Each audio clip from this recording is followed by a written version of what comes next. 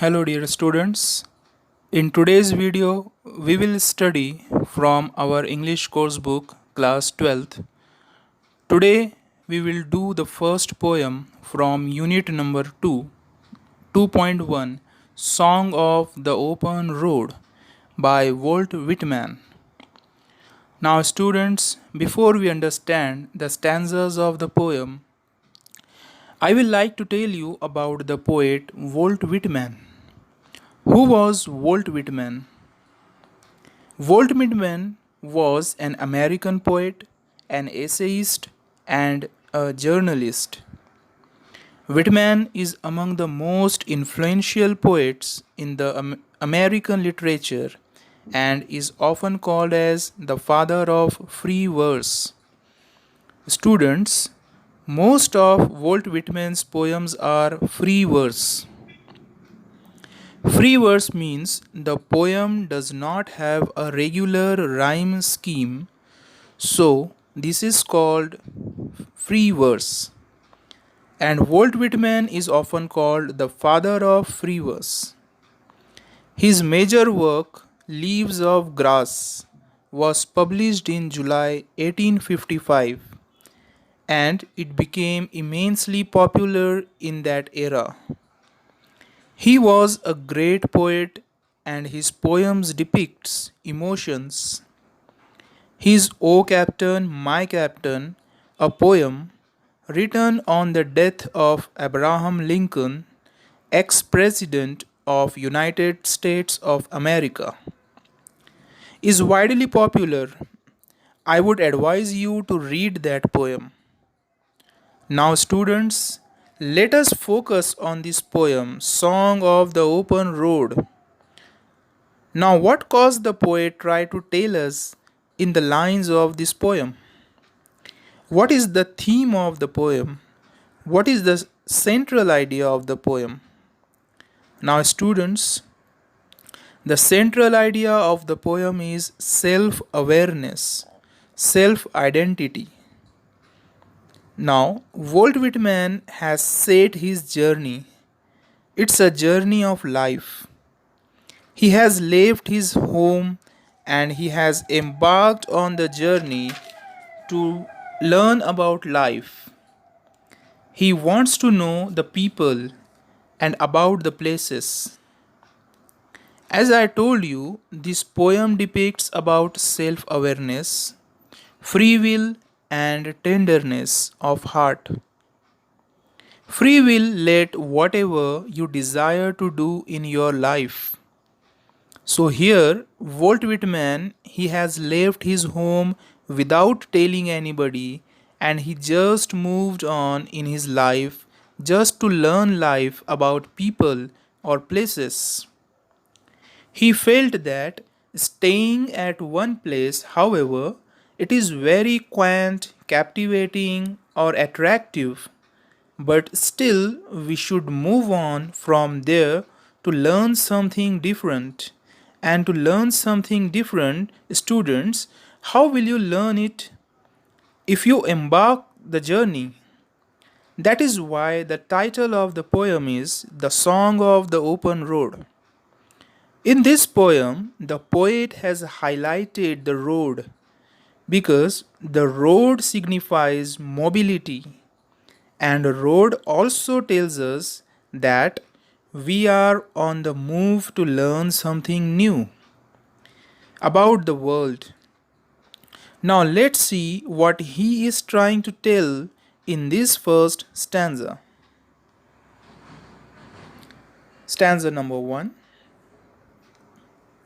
Let us understand the first line of the poem. Afoot and light-hearted, I take to the open road. Healthy, free the world before me. Now in the first stanza, you can see the first line, afoot. Afoot means going on. He has set his journey afoot. It means he has started his journey by walking on the road, not by a car or any other vehicle. He has started by his by his route to experience the journey of life. The next word is light heart. There is nothing in his heart, very clean hearted, and he is going to experience something new on the open road. I take to the open road means nothing at the open road, just quiet. He is walking and experiencing things in between. Next one.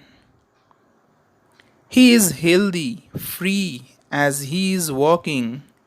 He can see the different things on the road, the long brown path. Now he is describing the road he is walking. See the next line, the long brown path before me leading wherever I choose.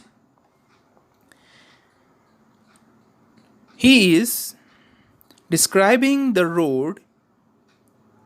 It is dusty and browny, and it is very quaint, very quiet, very attractive before me, leading wherever I choose.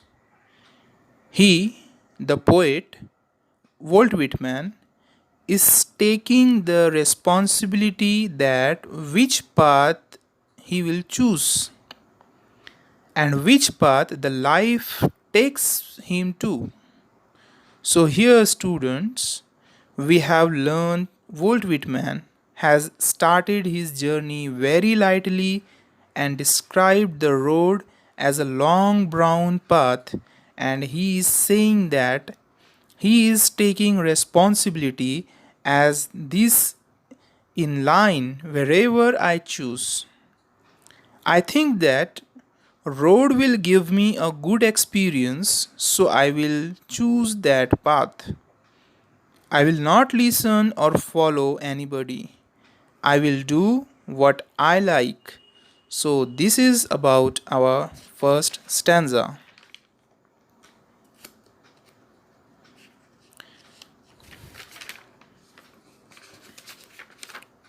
So, let's move to figures of speech used in the first stanza.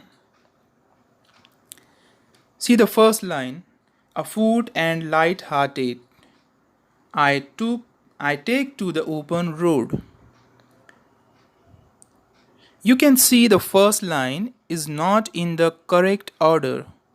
The prose is not in the correct order. So when you see a line that doesn't have correct prose order, that line or that figure of speech is called inversion. Okay? See the next line.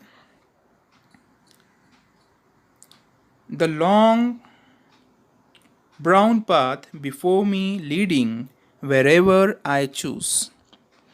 Again, here you can see the inversion, but we will focus on the first line because it's an absolute inversion.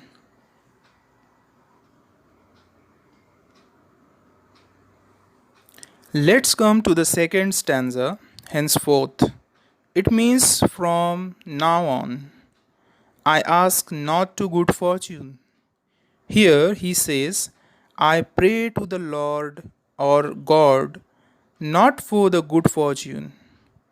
O God, I am embarking on a journey. Please bestow on me your blessings, your luck.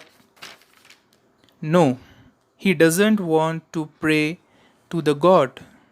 He says, I myself a good fortune. I am the maker of my fortune. I will not pray to God. I know what journey I would choose, whoever it is good or bad, rich or poor. I will experience it. I will not blame anybody on my journey. I whimper no more. Whimper means cry, complain or irritated. Postpone no more. I will not delay anything, whatever I want. I will do it today. I will not say I will do it tomorrow. I will not postpone anything, need nothing. I expect nothing from anybody. It is my life, my journey, I will experience everything. Done with indoor complaints. Now, here he means complain with objections. Now, he is saying he is done with indoor complaints, whatever he was in the house. Friends, whatever. I want to do something new.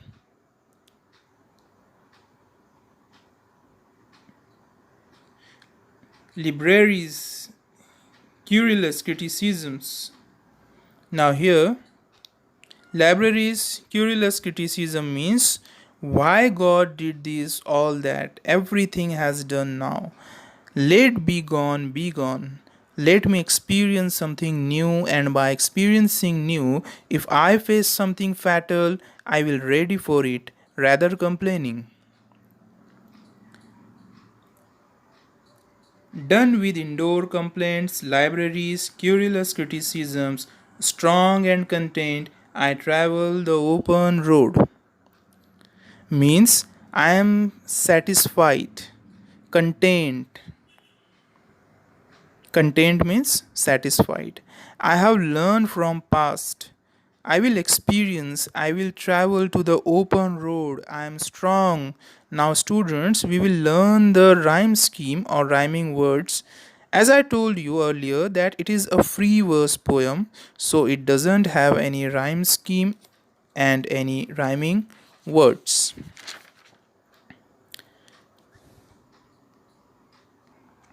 Now, see the second stanza, figures of speeches. Henceforth, I ask not good fortune, I myself am good fortune. So, the students, this line has I myself. Yes, there are pronouns, but if you think according to figure of speech, meaning of I and myself are same. So, this is tautology. Next, henceforth. Henceforth I whimper no more, postpone no more, need nothing. Again, you can see, students, no more, no more. Here we have repetition because the word no more has come twice. See the next. In the same line, the word whimper. Whimper means cry. Cry expresses a sound, and the word which expresses the sound, the figure of speech is onomatopoeia. Okay? Then, done with indoor complaints, libraries, querulous criticisms, strong and content, I travel the open road. So you can see here in this line the ideas are arranged in an ascending order, in a very chronological order, in a sequence. This figure of speech is climax. Okay? Again, complaints and querulous, two different words have one meaning. So here complaints and querulous together, again tautology.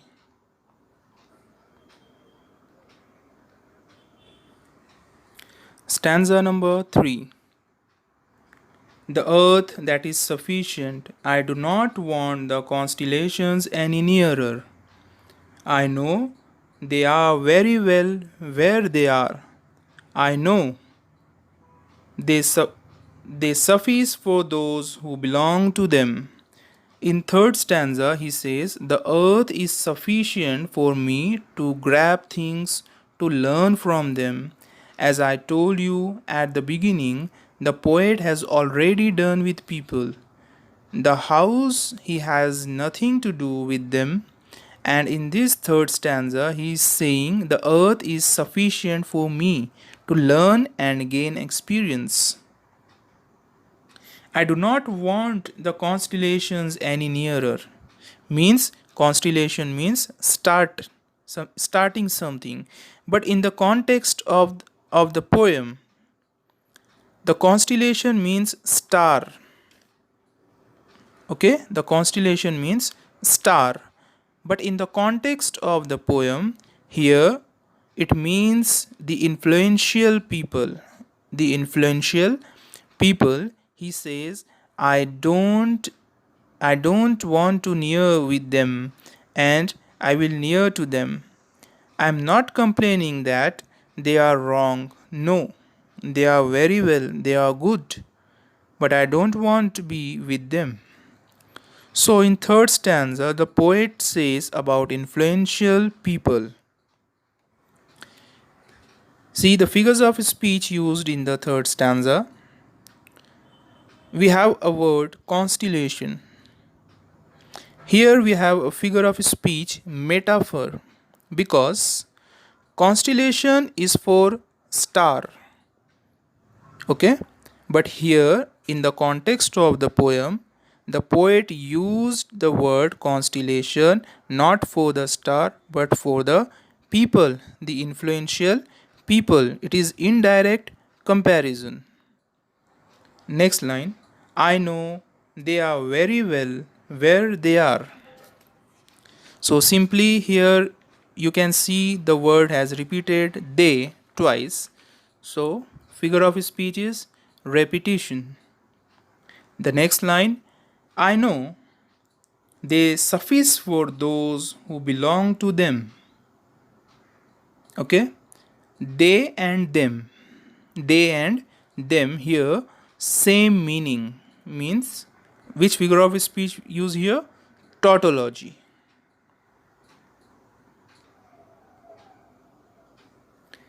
Stanza number 4. Still here I carry my old delicious burdens. He is saying that I carry them. He says that I have embarked on the journey of life. I like to meet people, to see different places, to experience something new. And when I'm moving on the road, I have my own delicious burden in my mind. He is very positive about burden. Burden word is negative, but here he is very positive about that. According to him, it is means the burden is the part of life. Everybody has burden in their life. He is saying I am carry them wherever I go. Why? Because he can differentiate that. What is the present scenario, the present meeting with the people, and the ambience of place he has experienced in the past, and he is carry all those burdens now, so he can differentiate. See the next line. I swear it is impossible for me to get rid of them. To get rid of means get away. Can you set rid of your burden? No. Nobody is aware of their problems. It is in their mind, but we do not show it. We should learn from it and we experience it. It becomes a part of our learning. I completely filled with them and now I am on the road. Which road? The journey of life. When I return back from that road, again I will be filled with new burden. He says that problems occur. You will face problem, big or small, but it shall pass and nothing lasts forever. In future, you will learn how to turn burden into learning. Students, see the figures of speeches used in the fourth stanza. Line number 1. Still here I carry my old delicious burdens. Students, can you ever heard burdens are delicious? Don't you think the poet has used a very weird statement, delicious burden? So here the statement is written absurd or contradiction. The figure of speech is paradox. Next line. I carry them, men and women. I carry them with me wherever I go. In this line, carry them word is repeated twice. So, the figure of speech is repetition. One more figure of speech is there in the same line. Men and women has come there. Okay, so you can see two opposite words, men and women, are there. So, figure of speech antithesis has used there. The next line, I swear it is impossible for me to get rid of them. I am filled with them and I'll fill them in return. I and me. These two words have same meanings. Okay? So the figure of speech is tautology. Then same line, them and them, two times repeated. Okay? So repetition is also there. Now, students, the most important thing in the poem you can see here. In this poem, the poet has used the word I. It's a special use of I. These I signifies self freedom, self identity. It may ask in exam, why use of I? You must say the poet doesn't want it to be dictated by anybody. He wants to take experience, but of his own will. He doesn't want anybody to tell him what to do in life.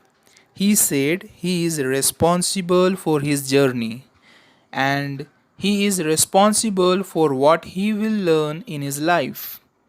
So, students, there are four stanzas in the poem. What we have learned. So, in conclusion, in life, experience matters a lot, and the poet wanted to take experience. He chose long path to experience life. Okay, and lastly, the poem doesn't have any rhyming words and rhyme scheme. So it is a free verse poem.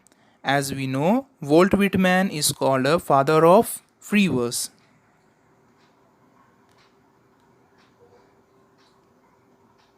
Thank you very much.